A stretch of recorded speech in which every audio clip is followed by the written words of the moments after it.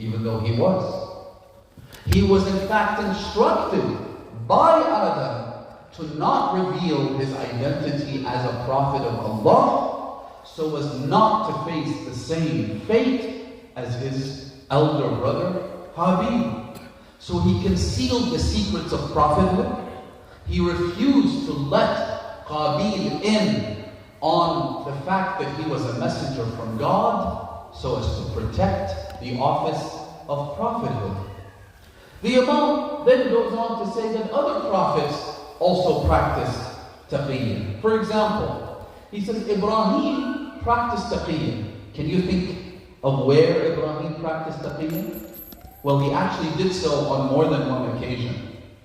One was when he was invited by his people to go out and to celebrate their festivity. Ibrahim, remember, refused to go. As a young boy, he refused to join them. What did he say to them when he said, I don't wish to join you? He said to them, قَالَ إِنِّي سَقِيمٌ, I am ill, I am sick. The Imam says that Ibrahim wasn't sick. How could he then tell his people that I'm ill? Is that, God forbid, a lie? Could God's prophets lie? Obviously not. They're infallible. So either this is a lie, which of course is far from the position of a prophet, or it's something else that we don't quite understand. But the Imam clarifies. He says, Ibrahim told them that I am sick. But in reality, he wasn't referring to a sickness or an illness that had befallen him then and there. He was referring to the sickness of death. In other words, he insinuated to them that he was ill and therefore couldn't join them on that trip. But what he meant was that I have a sickness within me which will ultimately kill me. And that's death. There is no escape from death. قَالَ إِنِّي سَقِيمٌ was a form of taqiyya. That's one occasion when Ibrahim practiced dissimulation. The other occasion is when he stayed back. He did so to demolish the idols. He went to the temple, he broke them all, he destroyed them. Then he hung the axe with which he broke all the idols around the neck of the biggest one, the biggest idol. So when they came to him, they said, obviously, you're the one who destroyed all of these. Number one, because we had all left the city, you were the only one who stayed behind. Number two, because you always spoke ill of the idols. You always said that we shouldn't worship these idols, that these are false deities. So you're the only one who had a vendetta against them. In fact, traditions tell us that when he used to work for his uncle, Ayyam, and his uncle used to be a sculptor of idols. That's literally what he did. Then he would give it to Ibrahim and say, deliver this idol. He was like a delivery boy for the idols. And what he did was, obviously he's just a child, he has no choice. He's got a polytheistic uncle who is also his foster parent. He has no choice but to do this. But what he used to do was that he would tie the leg of the idol with a rope, and he would drag it along the streets and alleyways of the city, through the mud, through the dirt, and by the time, so he wasn't really a very good delivery boy for the idols. By the time he would deliver it, it's dirty and it's broken and it's shattered. So, who's the first suspect when it comes to identifying the one who destroyed all of our idols? It's got to be Ibrahim. His response was what? He said, بَلْ فَعَلَهُ كَبِيرٌ. He said, the one who destroyed all the idols was the big one up there. Now, is that a lie? Or is that something else? The Imam says that was also a form of taqiyya. It was a taqiyya, number one, to protect Ibrahim as much as possible. Number two, it was a rhetorical point that would try and ignite their faculty of the intellect. When you say that the big statue destroyed all the other idols, their instinctive response is to say, how could he have destroyed them? That's just an idol. And right then and there, he would destroy their entire religious system. Because if he is incapable of moving, even to the extent where he would destroy his competition, then how could you worship him as a god? The Imam says that was another time that Ibrahim practiced taqiyya. Again, we're talking about taqiyya not just in the context of Islam, but taqiyya that was practiced by prior prophets. Who else practiced taqiyya? The Imam says Yusuf alayhi salam. Where, remember when Yusuf, his brothers came to him. He's now the king of Egypt. They come for some food and supplies and whatnot. He sees his brother Binyamin, who saved him from being killed and slaughtered, and instead told his brothers that if you want to get rid of your brother, just throw him in the well instead of killing him. Just leave him in the well. He might as well just die there, but don't stain your hands with his blood. So Binyamin was an ally of Yusuf. And later on, all the prophets of the Israelites were the descendants of Binyamin, as opposed to Yusuf, but that's another story for another day. So what did Yusuf do, long story short? Yusuf left the king's goblet, the royal cup, in the bag of Binyamin. He hid it there. When the caravan moved out, a herald came out, an announcer came out, and said, أَيَّتُهَا الْعِيرُ إِنَّكُمْ لَسَارِقُونَ. You are thieves. They stopped, were like, what do we see? And they said that you have taken the king's goblet. Now, the Imam says, when Yusuf said that you are thieves, surely he was the one who put the goblet, he was the one who put the cup in the luggage of his brother Binyamin. Why would he accuse them of theft? The Imam says that what Yusuf meant was that you are the thieves of Yusuf who stole him from his father. He wasn't even referring to the goblet, which is something that, it's a concept that falls under the banner of taqiyya. It's called tawriyah. Tawriyah is to say something, insinuate and suggest one thing, but mean something else, which again falls under the topic of taqiyya. So, this all suggests what? That taqiyya is part of every religion, which is interesting. Because while there are differences between religions, even though I don't like the term religions in the plural, there's only one religion in sight of Allah subhanahu wa ta'ala, and the deen, and Allah what? Al-Islam. It's people who then came and manipulated and distorted and changed God's message and created all these different pluralities of religions, right? But, for lack of a better term, among all the faiths and religions and revelations, there are many, many differences. But there are consistent themes. There are things that apply universally. One of those is taqiyya. Imam al-Sadiq alayhi salam, again speaking about the importance of taqiyya within the traditions of the Ahlul Bayt, which might come as a shock to many of you. Listen to these ahadith. The Imam says, مَا عُبِدَ اللَّهُ بِشَيْءٍ أَحَبَّ إِلَيْهِ مِنَ الْخُبْثِ. Allah has not been worshipped through any means that is more beloved to Him than hiding your faith. Notice the words of the Imams. Allah has not been worshipped by anything that He loves more than concealing your faith.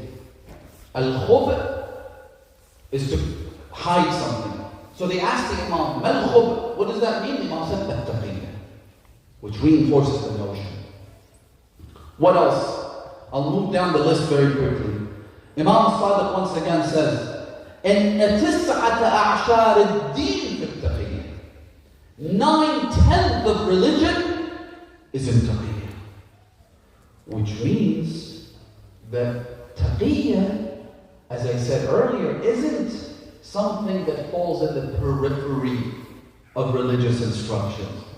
It's not an exception to the rule. It is the rule.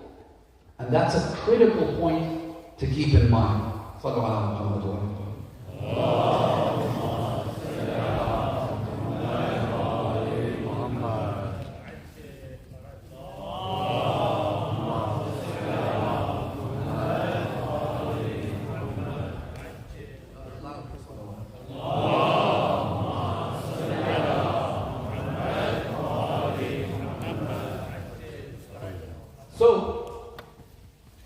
إن 19 الدين في التقية. Then the Imam adds another point. He says, وَلَا دِينَ لِمَنْ لَا تَقِيَّةَ لَهُ. And the one who lacks taqiyya has no religion. So that pretty much settles the question. Is this the rule, or is it the exception to the rule? No, it is the rule. 9/10 of our religion. It's no joke, brothers and sisters. The Imam al-Kamil, Musa ibn Ja'far, has a series of instructions which, inshallah, at some point, I think it's important for this will of the Imam, if you like, or this advice of the Imam, would be elaborated on and explained and discussed in a series of lectures. The Imam gave these to one of his companions known as Al-Mufaddal ibn Umar. And he told Al-Mufaddal that I want these instructions to be written down and handed among the youth. And they should constantly read them. So not just read them once or listen to them once, but actually have them in their prayer mat, the Imam says. In other words, once you finish your salah, you do your taqibat, you recite tasbihat Fatima to Zahra, and you also have a quick read through these instructions. In those, the Imam talks about the importance of taqiyya and mudarat. And as I said, mudarat means to treat others, people who are outside the fold of our faith, with kindness and in a cordial manner. The Imam says, read these constantly.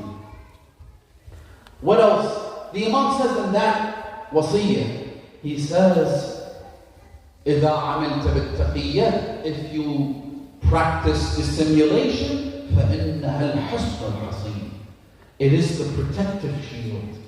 You see, in any war, in fact, in any time of peace, what is more important than developing an arsenal of weapons that you could use to fight your enemy? It's to have a good defense mechanism. What's a rocket if you don't have the ability to defend yourself against enemy rockets? You have to have the means with which to shield yourself from enemy onslaught, from enemy attacks. The Imam says that one of the most important layers of protection for a believer or a community of believers is taqiyya. That's why he says you must practice taqiyya. Imam al-Rida, again, notice how I've kind of picked a hadith from different Imams to show you that this is a very persistent and consistent theme. It's not an exception. It is, in fact, the rule. Our 8th Imam says, La deena liman la wara'a lah.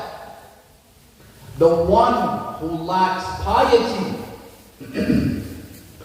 those who don't fear Allah in the face of sin, they have no religion. That's kind of obvious.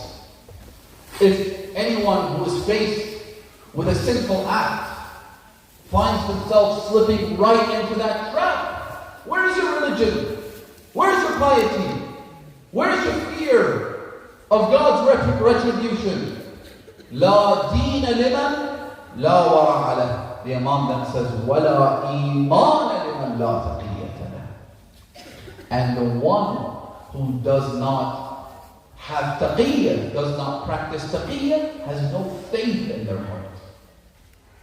I could say, until kingdom come, that I'm a believer, I'm a mawla'i, I'm a lover of the Ahlul Bayt, I'm a hater of their enemies.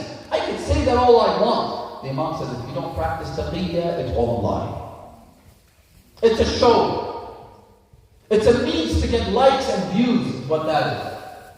You have no faith. You have no iman. It's not my words, it's the words of our 8th Imam. Then the Imam says, لا إيمان لمن لا تقية له.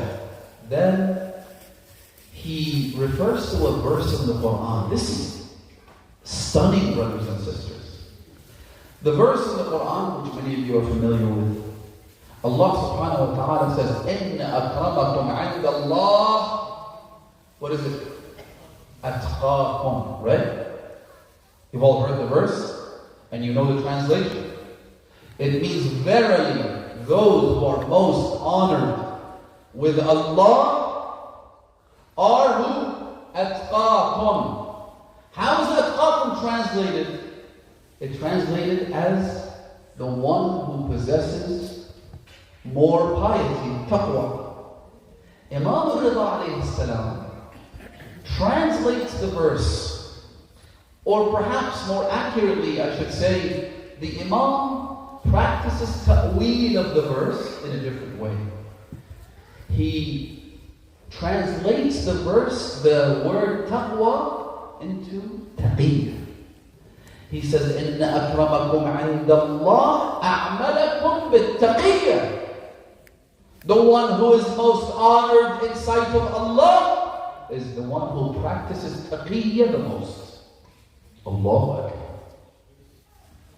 Nowadays, unfortunately, again, with the proliferation of mass media, social media, and so on, if we saw someone who breaks the rules of taqiyya, who violates the simulation, we see them as being brave.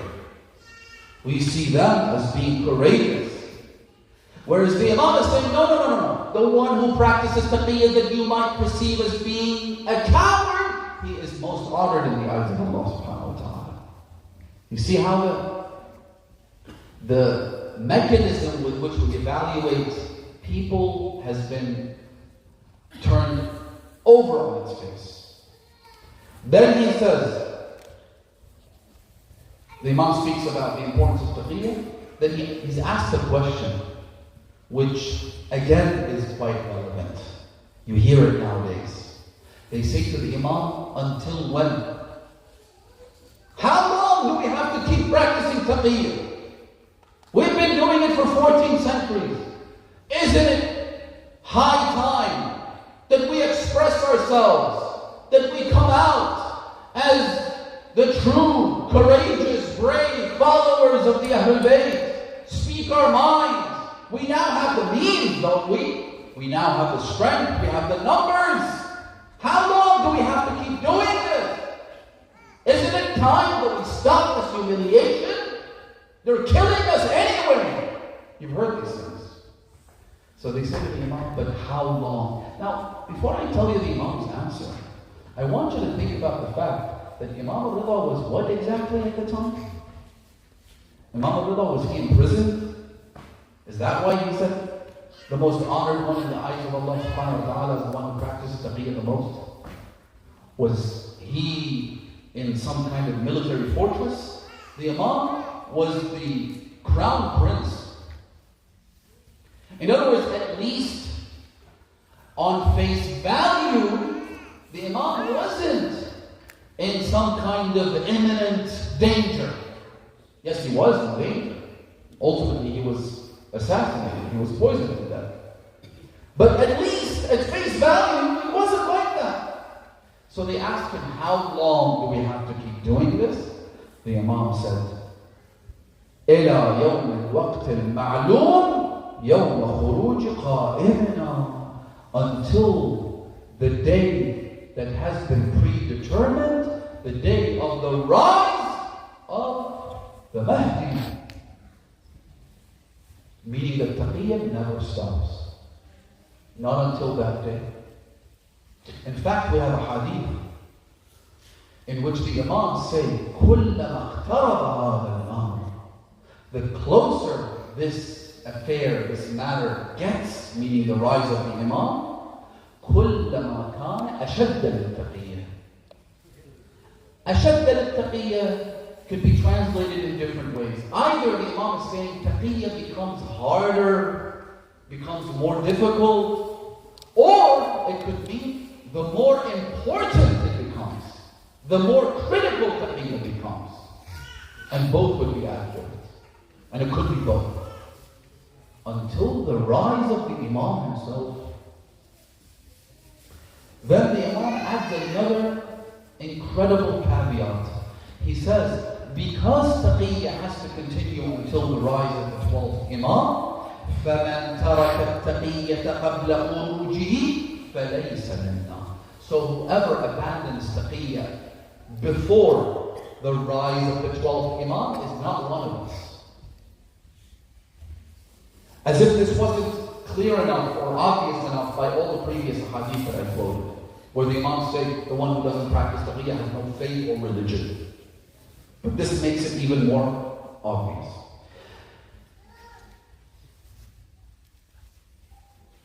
The concept of taqiyya is, as I said, a very comprehensive one. Some scholars have counted the number of traditions about taqiyya, and they are in the thousands. Thousands. Which is why our scholars have in fact dedicated many, many volumes discussing taqiyya, its broad and encompassing nature, its limitations, its exceptions, and so on and so forth. And this is a topic that is discussed at the highest levels of the Islamic research. Within the seminaries, in what's called Bahth al-Kharij, taqiyya is something that is discussed there. In fact, taqiyya is such a broad-ranging concept that sometimes it has to be applied and practiced between believers. Did you know that? Amir al-Mu'mineen, in the famous tradition, where he goes out with Humayd ibn Ziyad into the Jabban, meaning into the desert.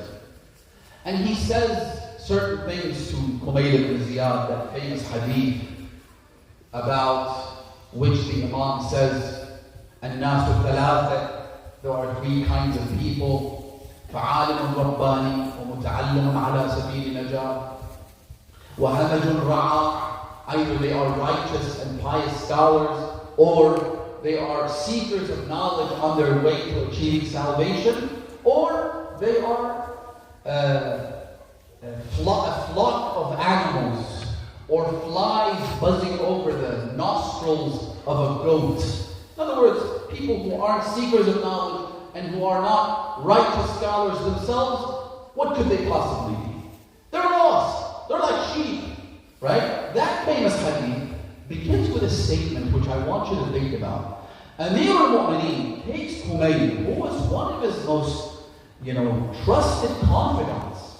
Humayd wasn't your average Kufa. Humayd was someone who was ultimately killed for his love for Amir al-Mu'mineen. Humayd was a great companion. Yet the Imam says to him, he puts his hand on his chest, meaning the Imam's chest. The Imam then let out a sigh of pain. And then he said, إنها هنا لعلما جما لو وجدت له حملا. There is immense knowledge in here. I only wish I had people who have the capacity to carry it. Meaning that there's so much that I can't even share with you, O Humayd. There are things the Imam couldn't share with Maytham al-Tammar. The Imam couldn't share with Ammar ibn Yasir. In other words, the Imams practiced taqiyya with their own followers. Salman would practice taqiyya with Abi Dhar, We have traditions that say if Abu Dhar knew everything that Salman knew, Abu Dhar would lose him. Abu Dhar. So, taqiyya doesn't just apply in times of danger. When you're faced with some kind of an existential threat that's coming from enemy sources. No, sometimes between brothers and sisters. Taqiyya could also apply. Taqiyya applies not just in the event of an imminent threat. Sometimes our scholars and even companions of the Imams would practice taqiyya in assuming positions within tyrannical governments. The famous example of that is Ali ibn Yaqin. Remember, Ali ibn Yaqin, his father Yaqin, was a close friend of the Abbasid dynasty. He was a Shia. And they didn't know that he was a Shia. So he practiced taqiyya throughout his life. Imagine. By the way, I know people today in certain countries, which I shall not name, who practice taqiyya throughout their lives. Someone once came to me. He said that the only person I know in the country that I'm from who is also a Shia is my wife. The only person. Even though there are other Shia. But he said, we practice taqiyya to the extent that we don't know each other. And so, Yaqeen practiced taqiyya throughout his life. He got close to the Abbasid caliphs. Ali ibn Yaqeen grew up in that environment, and so they trusted him. Not only did they trust him, Ali was a brilliant managerial mind. He was someone who was incredible in managing institutions, very large ones. And that's why when he grew up, he was appointed as the Prime Minister of Harun. The Prime Minister at the time was like the President, right? The Khalifa, the King, would just be like a figurehead. He was someone who would just enjoy his life and drink all night long and, go to bed with as many women as possibly could. He was just there for the fun of it.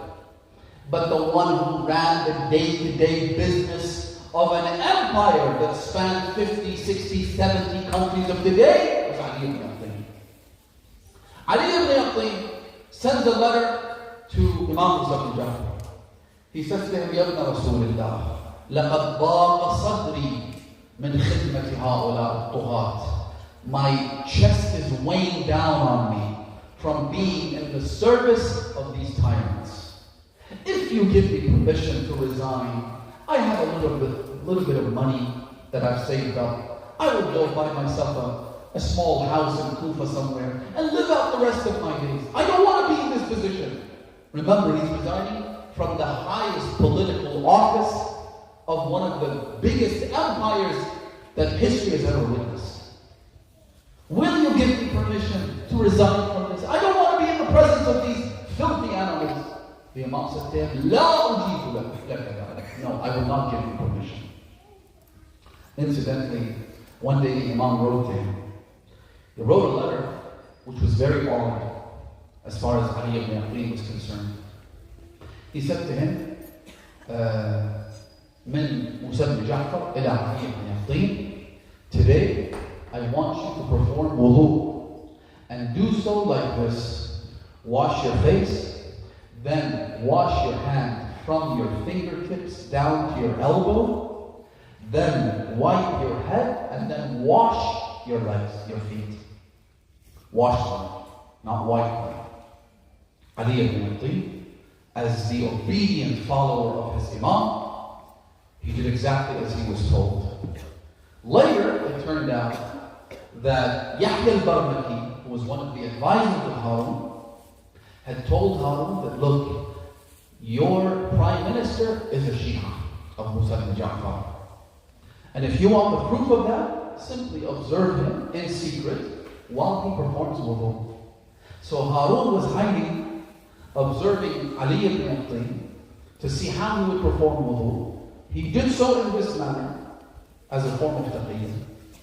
Then he went back to his advisor, Yahya al-Barmaki. He said to him, I will never accept your advice against Ali ibn Abi from this day forward.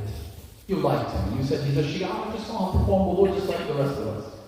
Then Imam Ibn Ja'far wrote another letter to Ali ibn Abi, and he said to him, from this day forward, perform your wudu the way you have always done. May Allah bless you.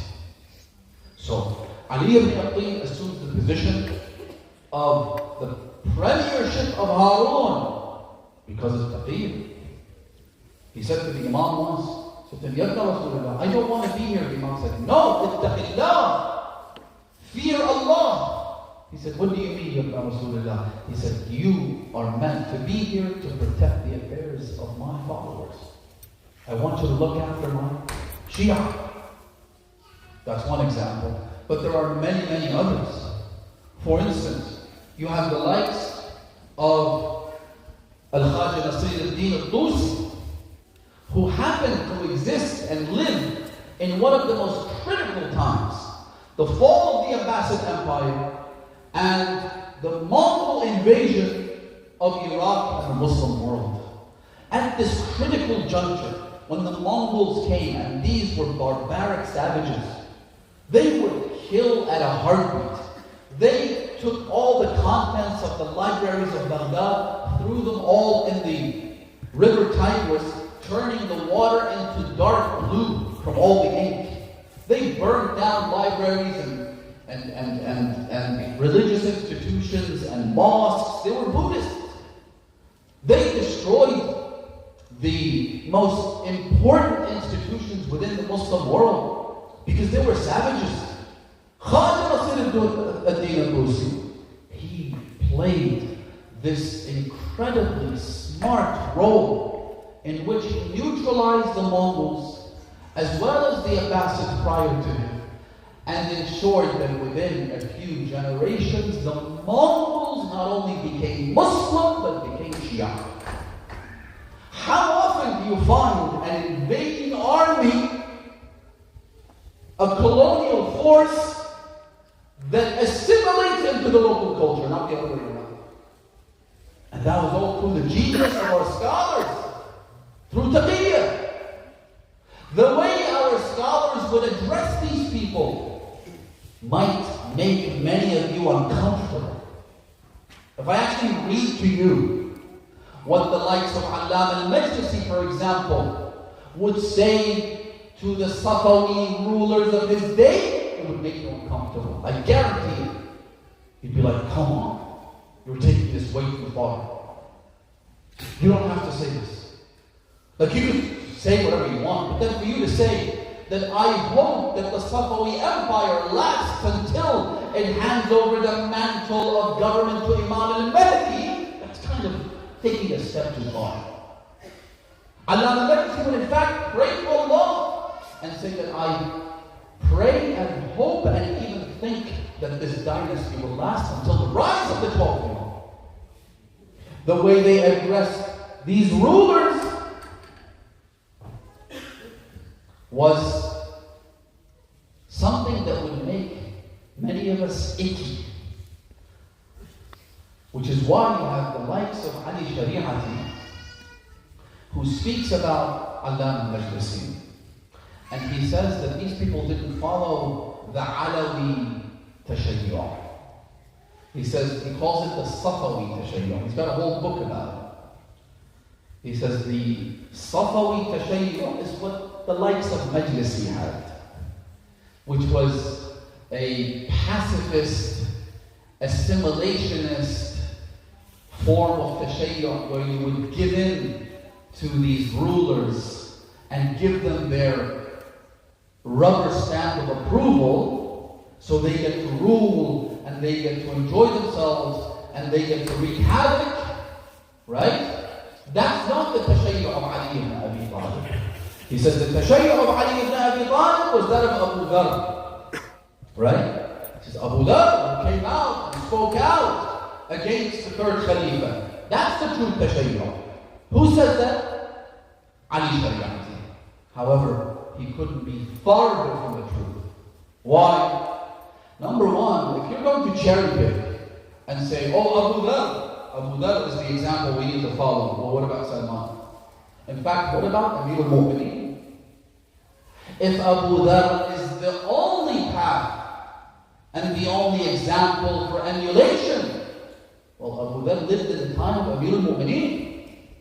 Why didn't Amir al-Mu'mineen rise up during the reign of the first three Khulafa? Why did he choose to stay in his home? Why did he spend his time digging deep wells instead of giving sermons in the masjid, for example? You can't cherry pick. You have to see what the Imams did and said. You have to have a holistic view of religion. You can't just pick Imam Hussein's example like the Zaydis do.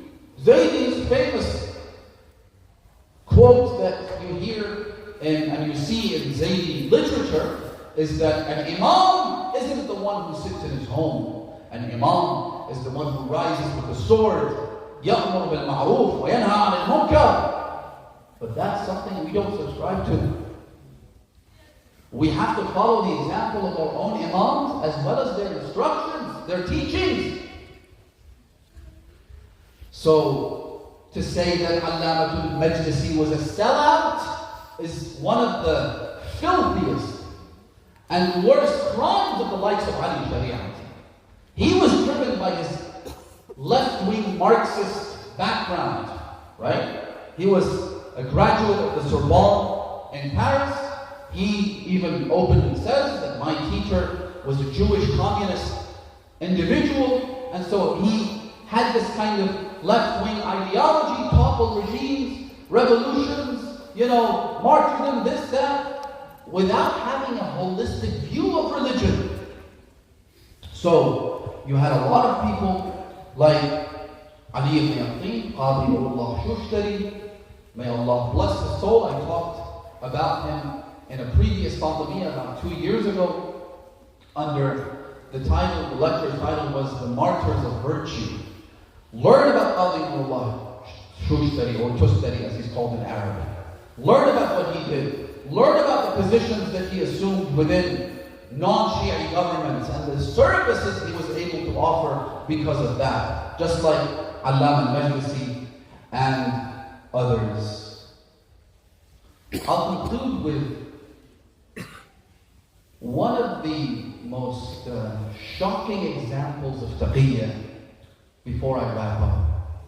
And again, I wanted to wrap up this topic tonight, but it is quite wide-ranging. The fourth Abbasid caliph, the first one was Abu al-Abbas al-Saffah, the second was al-Mansur, his brother, al-Dawaniqi. Then you have al-Mahdi al-Abbasi. The fourth one was a person by the name of Musa al-Hadi. By the way, if you're wondering why they have these titles, it's because they were referring to traditions of Rasulullah, in which he would name or provide the titles of his successors, and they would simply plagiarize them, steal them. Al-Mahdi, Al-Hadi, Al-Rashid, right? They would take these titles and give it to their children to give a sense of legitimacy to their rule. Al-Hadi, whose actual name was Musa, was a savage brute. Once he took four descendants of Imam al-Hasan alayhi salam, and he killed them in the most macabre and brutal manner. He had them whipped until their skins melted. Then he had their feet tied up to the backs of horses and dragged them along the streets of the city until they died. It was so brutal, in fact, that Imam Musa ibn Ja'far alayhi salam fell so ill and had a fever that lasted for 14 days. He couldn't move from his bed. And the Imam cursed the Ansar. And he said that the Ansar gave their pledge to Rasulullah that they would protect his family and his descendants. And yet these four Sayyids, these Alawis were killed in this way. and nobody lifted a finger. This was one of the crimes of Musa al-Hadi. Musa al-Hadi was also the one who was responsible for the massacre of Al-Harra. Al-Harra or Fakh. Fakh was a rebellion, an armed rebellion, led by a person named Al-Husayn ibn Ali. He was also a Syed. He rose up against the Caliph along with 100 of his companions and his supporters. They were all massacred, they were all killed. And Imam al-Jawad has a statement in which he says that after Karbala, no affliction has hurt us the way the massacre at Fakh did. So you kind of have a profile of who this Musa al-Hadi al-Abbasi was. He had a problem with his mother. His mother was a woman named Khayzaran. The problem he had with her is that he wanted to appoint his son, whose name was Ja'far. He wanted him to be the heir to the throne. He was only 7 years old.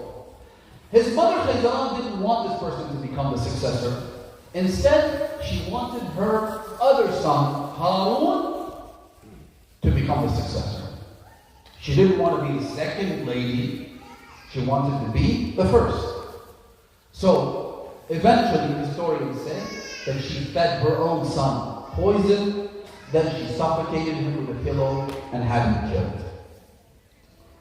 This dysfunctional family created this savage monstrosity. Now he's dead. Imam Musa al-Ja'far writes a letter of condolence to who? To Khayzaran. Ayyam al-Majlisi mentions this hadith, and then he leaves a comment at the end which I'll read out to you. Imam Musa al-Ja'far writes a letter offering condolences to Khayzaran for the death of her son. He says in that letter, he begins by saying to Musa al-Ja'far, إِلَىٰ أُمِّ أَمِيرِ الْمُؤْمِنِينَ Khayzaran. The mother of who? Amir al-Mu'minin. Then he begins by reminding her of the transient nature of this life and the fact that death will take all of us and so forth. Then he says, فَإِنَّا لِلَّهِ وَإِنَّا إِلَيْهِ رَاجِعُونَ فَإِنَّا لِلَّهِ وَإِنَّا إِلَيْهِ رَاجِعُونَ فَإِنَّا لِلَّهِ وَإِنَّا إِلَيْهِ رَاجِعُونَ. What a great affliction is the loss of Musa al-Hadi al-Abbasi. The Imam then says, this is truly a great affliction, a tragedy that can only be compensated by, and we could only console ourselves in the face of this calamity by the fact that we know that the one who will succeed him is Harun. And I pray to Allah to raise your son Musa al-Hadi with Rasulullah. I know what so many of you are thinking, is this even true? Does it even make sense? And the fact of the matter is that if you take this, forget about just the chain of transmission and all that. If you take this letter and collect all of the other instances where the Imams and prophets and other righteous men and women throughout history have practiced taqiyya, it would make perfect sense. This would buy some time. In fact, one thing that would probably shed some light on this is that one day Ali ibn Yaqin, before Musa al-Hadi al-Abbasi died, Ali ibn Yaqin came to Imam Musa al-Ja'far. He said to him, Yabna Rasulullah, he was crying. He said, Yabna Rasulullah, woe unto me, may I die. The Imam said to him, what's wrong? He said, I heard Hadi, Musa al-Hadi al-Abbasi, saying that tomorrow he wants to kill you. So the Imam read the supplication and he stated to Allah subhanahu wa ta'ala, repel his harm from me and bury him in the same pit that he has prepared for me. The hadith says, مَا تَفَرَّقَ الْجَمْعَ. That gathering did not disperse before a caller said that Al-Hadi had died. The Imam cursed him, prayed against him, and he died right there and there. And perhaps had the Imam not written that letter to his mother, they would have carried on with this wish that he had to kill Imam Musa ibn Ja'far. So to buy some time, and so that the Imam could fulfill his divine mandate, the Imam had to practice taqiyya like this. Ayyam al-Majlisi then writes a comment. He says, look at the extent that the Imams had to practice taqiyya, which tells you what kind of pressure they were under. And then he says, this letter is worthy of being studied. This incident is worthy of being studied. And it shows you the extent with which you can practice taqiyya. Anyway, why do I say all of this? To say that Amir al-Mu'mineen practiced taqiyya after the death of Rasulullah because he was commanded to. Amir al-Mu'mineen did not rise with the sword and didn't fight back for all of the reasons that I just laid out to you. Is it now something truly bizarre and out of the ordinary to say that Ali ibn Abi Talib refused to fight back? Especially knowing that Harun, with whom Rasulullah equates Ali ibn Abi Talib when he says, أنت مني بمنزلتي هارون من موسى إلا أنه لا نبي من بعدي. Rasulullah says that you are to me like Harun was to Musa. Well, what was Harun? Harun, was he not brave? Of course he was. He was a prophet of Allah. Was he not courageous? Of course he was. Was he someone who was afraid of death? Absolutely not. And yet, when Musa comes back from the mount, it's right there in the Quran. Stop it with these shenanigans. How could Ali ibn Abi Talib do this? Ali ibn Abi Talib was the strongest man. Of course he was. None of your idols could be compared to Ali ibn Abi Talib. Of course he was. So was Harun. And yet Musa comes back from the mount. He looks at his people. They're worshipping the golden calf. What are you doing? First he goes to his own brother. He says, what happened? Harun's response is right there in the Quran. He says, يَبْنَ إِنَّ الْقَوْمِ اسْتَضْعَفُونِ وَكَادُوا يَقْتُلُونَ. Oh, son of my mother, meaning my brother, these people, they perceived me as weak. In other words, they left me all alone. They became one big band. I was the only one standing. And had I stood in their face, they would have killed me. Not that Harun was afraid of dying, but Harun didn't want to leave them without a leader. Because in the presence of Harun, if they worshipped the golden calf, God knows what they would have done in his absence. God knows what they would have done. And so, Harun was patient. Harun refrained from fighting back. So did Ali. In fact, we have a hadith at the level of tawatur in which Rasulullah says to Amir al-Mu'mineen, Ya Ali, be patient, do not fight back, إِلَّا أَن تَجِدَ أَنصَارًا, unless you find enough supporters, enough people willing to stand up with you, at which point you fight back, yes. But if Fatima al-Zahra has to go door to door, the mistress of the women of the world, the trust of Rasulullah. Some traditions state that she knocked on 300 doors, reminding them, أَلَمْ تَسْمَعُوا أَبِي, did you not hear my father say, مَنْ كُنْتُ مَوْلَاهُ فَعَلِيٌّ مَوْلَاهُ? Did you not hear my father say, يَا عَلِي أَنْتَ مِنِّي بِمَنْزِلَتِي هَارُونَ مِنْ مُوسَى? And they would respond to her by saying, يَا ابْنَةَ رَسُولِ اللَّهِ, had you come to us before we gave our pledge of allegiance to Abu Bakr, فَلَمَا عَدَوْنَا عَنْ عَلِيِّ ibn Abi Talib. We would never have chosen anyone other than Ali. You're late. And so Fatima would counter that by saying, وَهَلْ تَرَكَ أَبِي فِي غَدِيرِكُمْ مِنْ لَأَحَدٍ عُذْرًا. Did my father leave any excuses for anyone after Ghadir?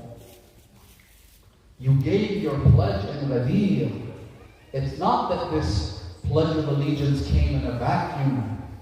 I'm not here bidding on my husband's behalf, and you just happen to have given your pledge of allegiance to someone else. You already gave it to Ali ibn Abi Talib. Amir al-Mu'mineen had to practice taqiyya. However, Fatima did not. Again, inshallah, we'll pick this up tomorrow and explain this a little further. But Fatima had a different role to play. Fatima did not practice taqiyya.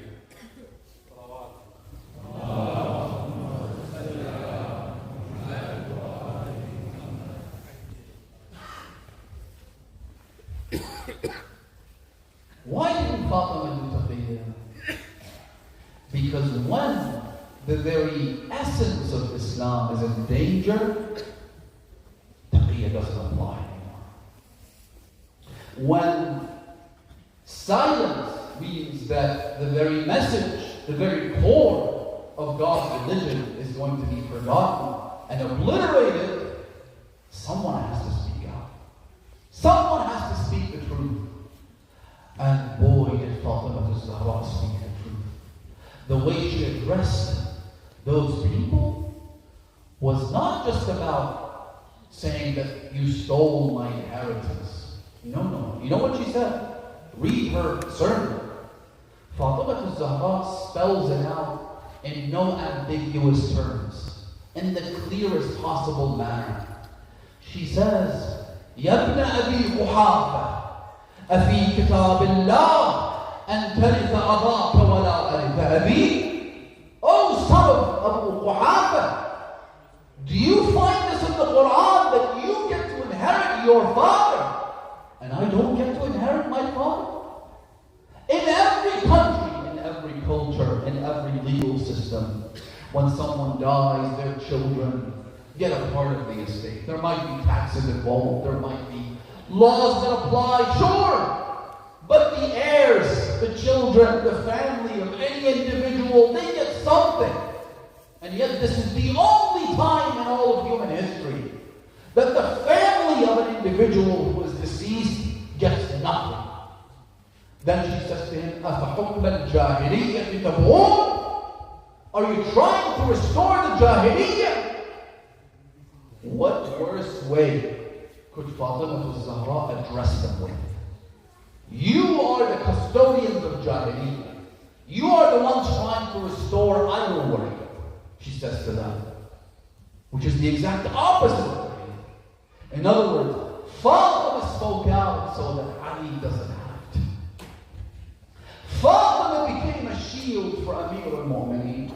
That's why some people have said that when Amir al-Mu'mineen came to propose to Fatima al-Zahra, Rasulullah said that I'm waiting for God's command. Fatima's marriage is not in my hand, even though I'm her father, I'm the greatest prophet, but I'm waiting for God's commandment to come. Every other suitor that came along, every other proposal that was presented, Rasulullah said, I'm waiting for God's command. Eventually, when Ali ibn Abi Talib came, God's permission was sent. Ya Rasulullah, inna as-salam yuqri'uka as-salam, wa yaqul zawwij an-nur min an-nur. Marry the light to the light. Whom to whom, Ya Jibreel? He said, Ali bin Fatima. No one else was worthy of Fatima al-Zahra except Ali ibn Abi Talib. Well, now, Ali, that you have been granted this privilege of marrying Fatima al-Zahra, what dowry do you have to offer? Amir al-Mu'mineen said, Ya Rasulullah, I have my sword and I have my shield. That's all I have. Rasulullah said, as for your sword, you will need it. This is the sword of Allah that rests in your hand. As for the shield, you will no longer need that. Some have said, Rasulullah was telling Amir al-Mu'mineen that you use the shield to protect yourself. Well, from now on, Fatima will be your shield. Fatima will be the one that protects you. Fatima will be your voice that speaks and breaks the silence so that you don't have to. Fatima will be the one to come to the door so that you are not killed. Allahu Akbar. Amir al-Mu'mineen's bravery was demonstrated on that day. I have said this before. Al-Allamatul Amini says that I spent 40 years of my life studying Ali ibn Abi Talib, studying every nuance, every detail from the life of Amir al-Mu'mineen. But I didn't see the bravery of Ali in Badr and Uhud and Khaybar. Yes, Al-Allama Syed al-Hindi says in his famous poem that if you wish to know the bravery of Ali ibn Abi Talib, Sal Badran, Khaybar, Uhud, ask these battles and you will get to know who Ali was, you will get to know how brave he was. However, Allah al-Amin says that I didn't discover the bravery of Ali on those battles. Instead, I discovered it when the one who plucked open the gates of Khaybar with a divine strength that was embedded in his biceps had to witness a hand rising. He had to witness legs being hurled in the direction of his wife Fatima. Had to witness Unfud approach her with his whip, and yet be patient because Rasulullah had instructed him to do so. Which is why Amir al-Mu'mineen says, later on, many years after that, he describes his state like this. He says, فَصَبَرْتُ وَفِي الْعَيْنِ قَذَى. I was patient even though I felt a thorn in my eye. وَفِي الْحَلْقِ شَجَى, and a bone in my throat. أَرَدْتُ عَافِيًا أَحْبَارًا. I got to see everything that I owned. I got to see the most precious thing in my life being snatched away from me. I got to see my 18-year-old bride, Fatima, at the mercy of these animals. أجرك الله يا أمير المؤمنين. Amir al-Mu'mineen was the one who, if he heard that a woman had been beaten and thrown outside of her home by her husband, the Imam would show up to the man's house, start by asking him to let his wife back into the house. When the man pushed the Imam saying, "What's it to you? This is my wife," the Imam pulled out his sword, Dhul Faqar, and said, "How dare you abuse your wife the way you have? You have forced her out of her home under the scorching heat of the sun." Amir al-Mu'mineen was the man with that tender heart. If he ever saw a woman being abused, he would come to her rescue.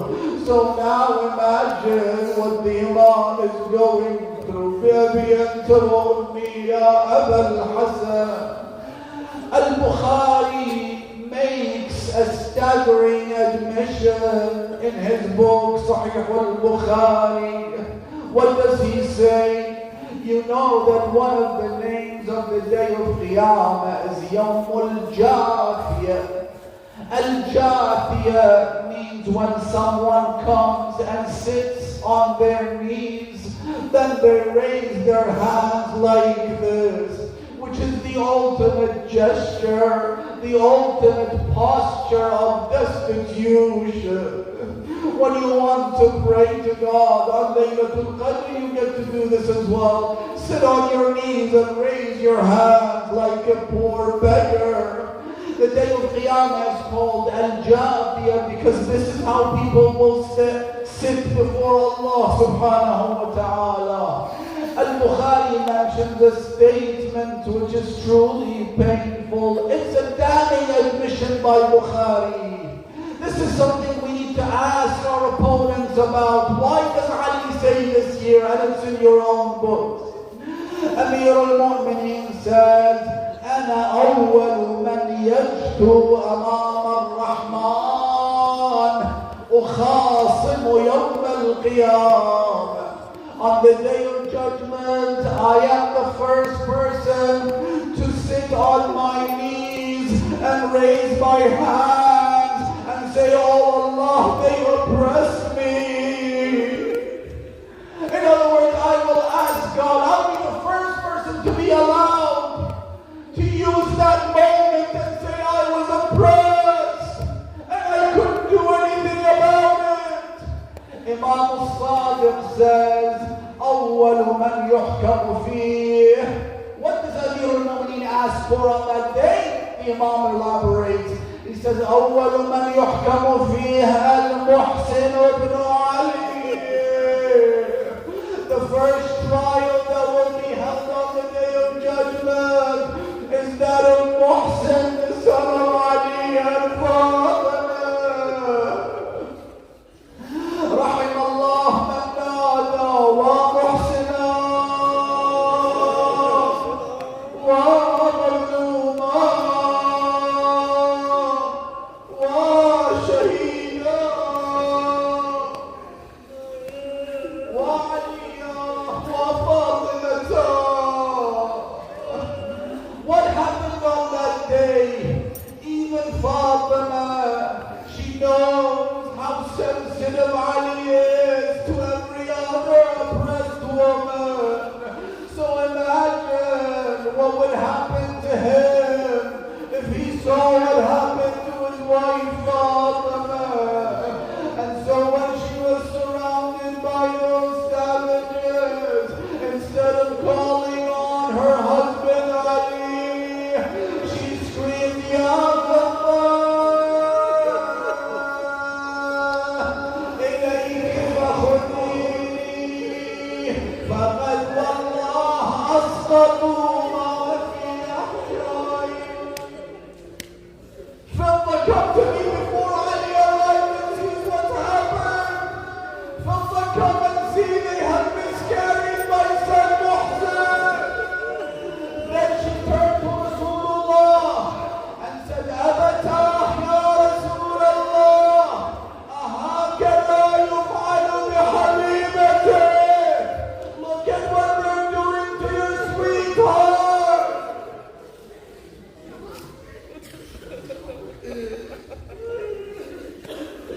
لا حول ولا قوة إلا بالله العلي العظيم.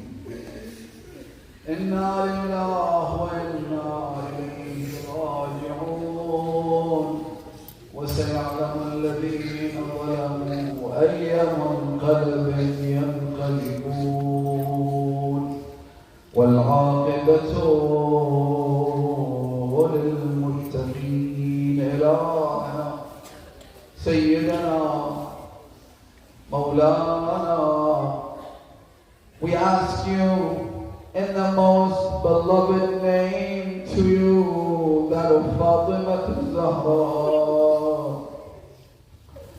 We ask you in that name which is beloved to you, a prayer that is most beloved to Fatima. إلهنا نسألك بفاطمة وأبيها وبعلها وبنيها والسر المستودع فيها. What is the prayer? عجل اللهم فرج إمام زماننا. اللهم عجل لوليك الفرج. لوليك الفرج. اللهم عجل لوليك الفرج. اللهم اجعلنا من أنصاره وأعوانه ومقوية سلطانه. اللهم فرج عن هذه الأمة بظهوره.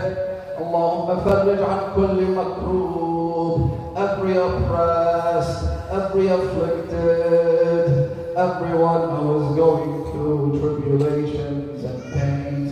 Oh Allah, bring them and us relief by the advent and the return of the Mahdi. Ya Allah, Allahumma aslih shunana bi'uhurin. Allahumma aqdi hawaijana, ajli duyunana, ishfi mardana. All of those who are ill, who are sick, who couldn't attend our majlis, who need our prayers and du'as, oh Allah, bring them relief and give them recovery and full health to the whole. Allahumma warham mawtana wa man mata ala wilayati amir al-mu'minin ila arwahihim nuhdi thawab al-majlis wa thawab surati al-mubarakati al-fatiha.